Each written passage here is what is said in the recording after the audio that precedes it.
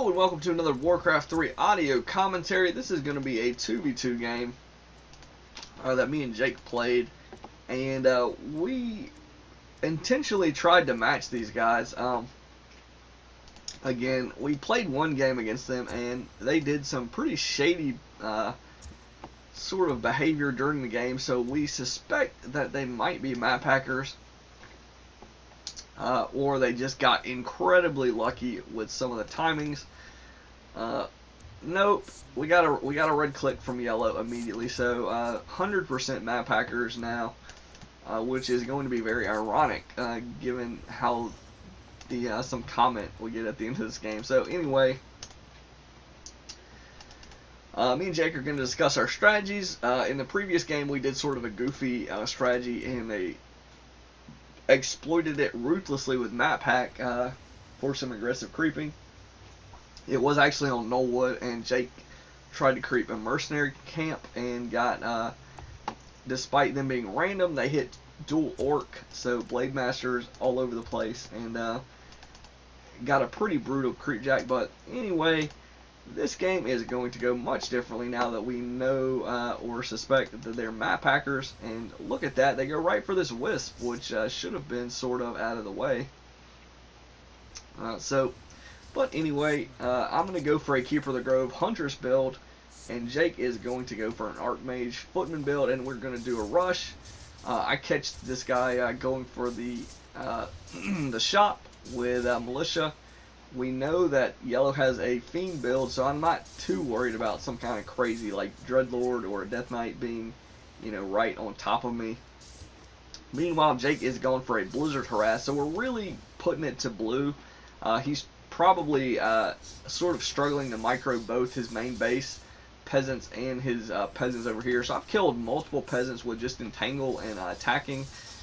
Jake is going to murder quite a few, 4 peasants here at least. And now it looks like he lost 1 footman. He's going to lose a couple of more, so that's 3 footmen. So that's kind of bad news in terms of you know, damage. If you're trying to add up the damage, 3 footmen is you know, 300 and what is it?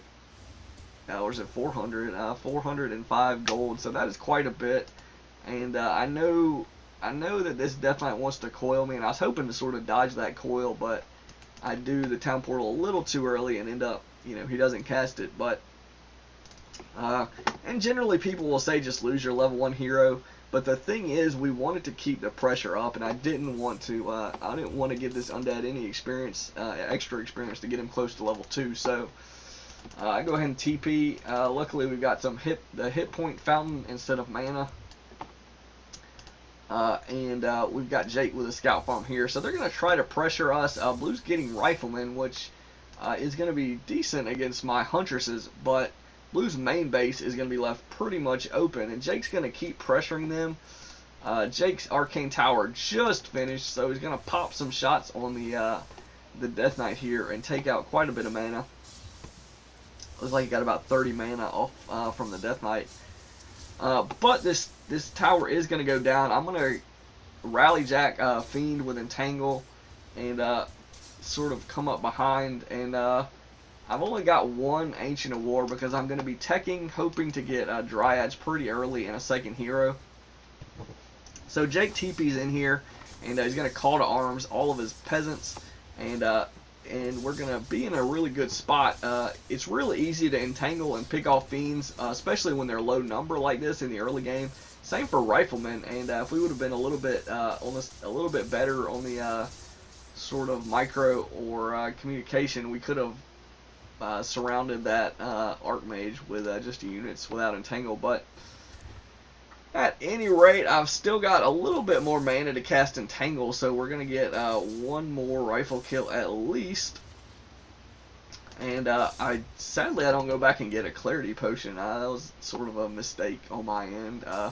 I probably ran by there, probably could have just grabbed one without any specific effort in terms of going back. But anyway, the undead's going to TP in here, and this is really bad news for me. I did not notice that happening, and he is going to, due to really annoying pathing there, his skeleton moved just enough to get me trapped into the base.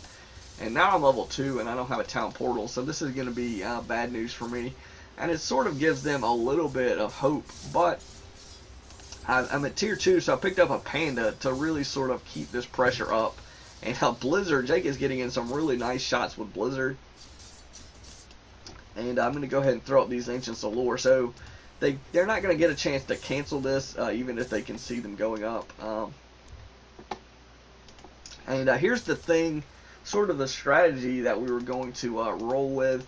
Since we did so much damage to blue, he hasn't even started teching, and going rifles also sort of puts him at sort of way behind in terms of his tech. All that stuff together means they're not going to have a great counter to sorceresses anytime soon. Now the undead is actually halfway, or maybe 30-40% of the way to tier 3, but he doesn't actually have any slaughterhouse up yet. So, and he doesn't actually have the gold or the wood to get the slaughterhouse. So his access to destroyers is going to be super delayed as well. So these sorceresses are going to be very strong now when we push, because they don't, like I said, they don't have any spell breakers or destroyers or anything like that. So while they were able to save themselves momentarily, this next push is going to be very strong. We're going to have access to dryads and sorceresses, tons of slow effects, which is going to make Blizzard and Breath of Fire, even sort of more potent. Specifically Blizzard, Breath of Fire is sort of an instant cast, so you don't really need to slow their units. But with Blizzard and Entangle and Slow and Dryad Slow, their whole army is pretty much going to be nearly on lockdown, so Blizzard should have a huge impact going forward. And Brilliant Sword, obviously, with these casters and my heroes, Jake's heroes, and we've got Stormbolt. So we've really got an ideal army to both pressure single targets and to pressure, clumps of units. And as well as Blizzard and Breath of Fire hit buildings. So, even pressuring the bases, we're going to be doing really well. So, destroyers would not actually be all that great, as I'm going to be amassing dryads and archers here. So, we're sort of setting ourselves up to, counter really anything they throw at us. Riflemen, are going to fall victim to all the AoE damage and everything like that. Same for fiends. Destroyers, we're going to have plenty of anti-air. I'm going to be mostly massing magic immune units from now on, so we're really going to be set up to just stomp whatever they get. So this is going to be just karma coming around for them, getting that win that they really don't deserve due to map pack. Me and Jake are both legit players, so beating us with map pack is not exactly something to brag about. So, as if beating anyone with map pack isn't really, but if both teams are map packing, then it's an even playing field. But when one team is map packing and the other doesn't, it's especially on such a giant map, it's like it can be very easy to win games that way. So. If you have some chances to really take advantage of it. But anyway, they get off some good impales and everything, and Jake takes a lot of damage on his heroes, but it doesn't, it's not going to make a difference. Even losing the Mountain King, maybe this Panda, maybe this Archmage, they don't have a way to really counter this mass that we have. So here in a second, yellow is going, and I thought actually Jake said this at first in the chat, because it's sort of, we thought they were map packers. So, well, actually, he must have already said it right there at the end of the game. I think it was yellow said something about we're hackers or something like, or not. He called up me and Jake hackers, and Jake just said bye. But when I saw that, I thought I saw Jake's name, but he said bye, and the other guy was the one who said the thing about the hackers, which is like just incredibly ironic, considering me and Jake are legit, and those guys were blatant map hackers.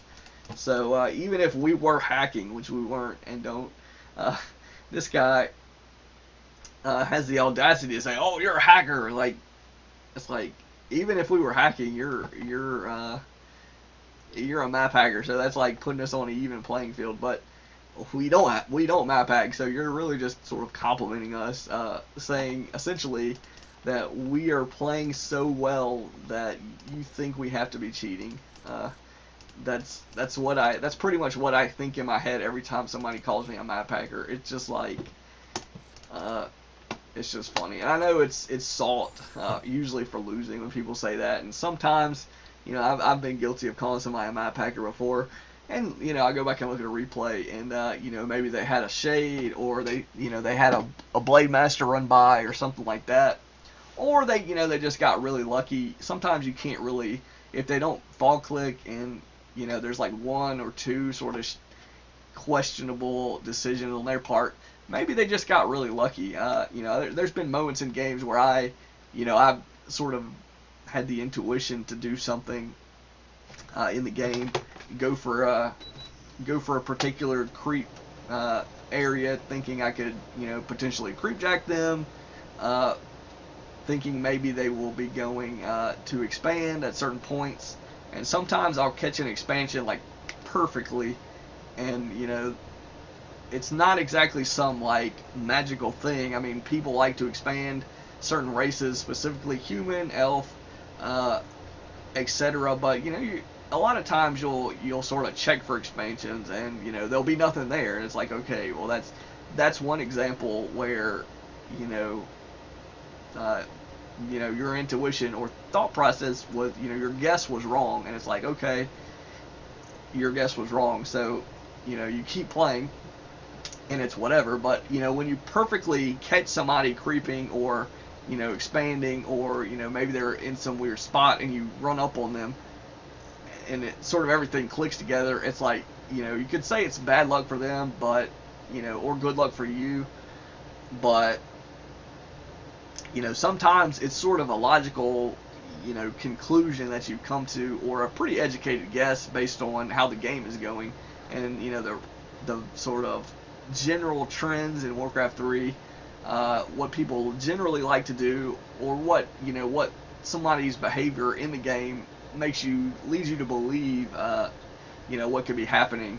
Anything from a simple item on a hero's inventory, if I look in a human base and they don't have a tower, and they've got only like one or two wood peasants in the early game when I harass or something like that, that's a big clue that they're militia creeping something. And there's usually only a couple of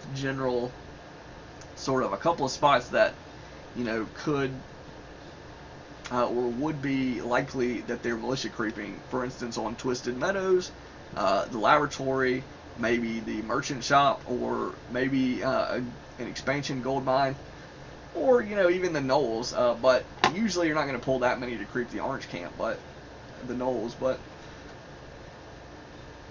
all the other ones are going to take a lot of creeps, and not having a tower sort of suggests that you're expanding because you didn't want to spend the gold and wood on a tower, because that would delay your expansion. So a tower in your main. So, but anyway, like I say, sometimes it's close. You can't really, if they don't fall click, and there's like one or two sort of suspicious behaviors, it's hard to say. It could have been just a really smart play on their part. It could have been just blind luck, like they just happened to be running somewhere. It's happened to me. It's happened, I'm sure, to everybody that's played any game, honestly. You're heading towards their base, and or you're heading to creep a spot yourself, and there's their army creeping it. They're like half hit points. They just started creeping it or something. You can get a bunch of unit kills. You can maybe win a game on that creep jack. Who knows? But the point is, sometimes it just it's just something that happens in the game. Sometimes it's based on a player's sort of skill level, knowledge, how they're scouting. Sentry wards is another thing that you can use besides shades, that it's invisible, but it gives you great scouting. So if you place your sentry wards well, you can see their army leaving their base, going a specific direction.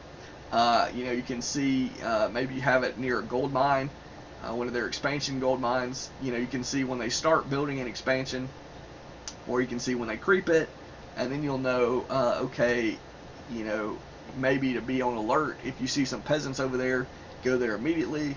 You can get, you know, a free chunk of experience, really mess up their economy, all that stuff.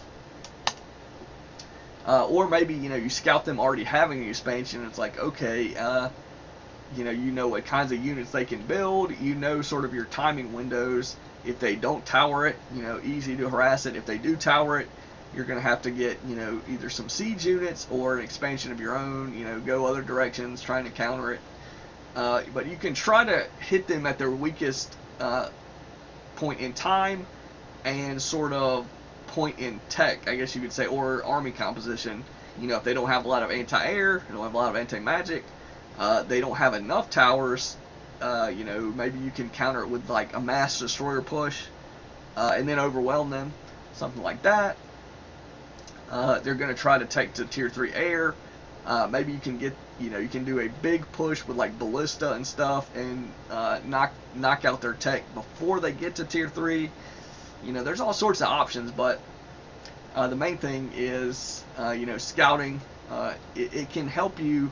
Even a little bit of scouting can really help set up some favorable sort of engagements and situations for you. So, you know, that's why shades and sentry wards are sort of underrated, but can be incredibly useful. You know, there's times where they're not useful at all. Same with map pack, like in this. You know, I'm not saying that map pack in the previous game for the opponents was completely useless. You know, they saw what heroes we were going to get. They saw probably that I was going huntresses, you know, etc., etc. But Jake actually pinged the mercenary camp, which was intended to deceive them. And that's, I think, at least according to what I've read, map hackers can see what you ping on the minimap as well, the enemy team. I don't know if that's true or not, but that's what I've read. So Jake pinged the mercenary camp to make them think we were going to go creep that, and hopefully, you know, make them a little bit less cautious. Maybe make them run their army over there into our Keeper of the Grove Archmage combination. That would have been useful as well. Or, you know, go militia creep something, and then that can set up me creep jacking them and Jake hitting the main. So that worked out really, really well. If that's what happened. If it's not what happened, they still ended up getting sort of punished for what they tried to do. So, but anyway, if you're being very aggressive, you know, it doesn't set up the same sort of devastating creep jacks, you know, that the map hackers can do. And if you're keeping the aggression on them when you're hitting tier 2, it sort of prevents them from like canceling your tier 2. It prevents them from, you know, sort of waiting until their sort of prime moments to attack. Maybe get a 2v1 situation. If you and your ally are both together, or, you know, both sort of harassing separately and avoiding the 2v1s, you know, that's very important. And yes, you know, map hackers, or, you know, people that are just good at scouting, you know, can sort of set up situations like that. And that's one way to win team games, is to try to get as many engagements with a numerical advantage as possible in terms of player armies.